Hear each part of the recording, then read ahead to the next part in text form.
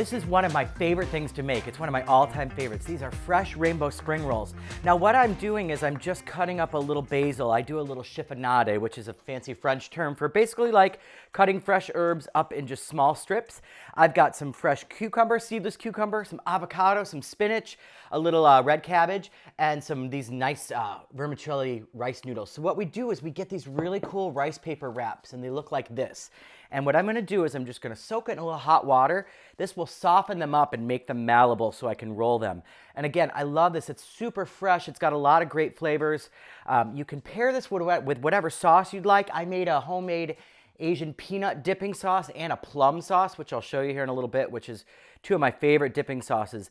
So what I'm gonna do is I'm gonna get this rice paper nice and soft, just in the hot water, okay? So, and I've taken this rice paper wrap, just soaked it in a little warm water. It can be hot or warm, doesn't have to be boiling. I'm gonna lay that out, and I'm just gonna fill it with my fresh ingredients, which I love. A little baby spinach in there, avocado, gotta do some fresh avocado, my favorite. Fresh basil adds a really nice, fragrant, fresh approach to that. Some seedless cucumber, and my rice vermicelli noodles. These are just rice noodles, these are great. This is, by the way, also completely gluten-free for those of you that are gluten-free. And then I'm gonna put a little purple cabbage in there for some nice color and some crunch. And I'm just gonna wrap it up and roll it just like a burrito, like a little mini burrito. Roll in the sides, roll it like so.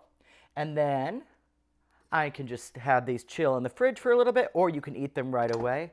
And look at how beautiful that is, nice and fresh. And then what I've done is I made a homemade peanut sauce, an Asian peanut dipping sauce, and a plum sauce. I love plum sauce. They're kind of hard to find. Really simple. I bought some plum jam from the store. You can find it anywhere. My favorite, Justin's peanut butter, little soy sauce, couple ingredients, some ginger, some allspice, and then I'll give you all the recipe for that. Super simple, just cook it down in a pot.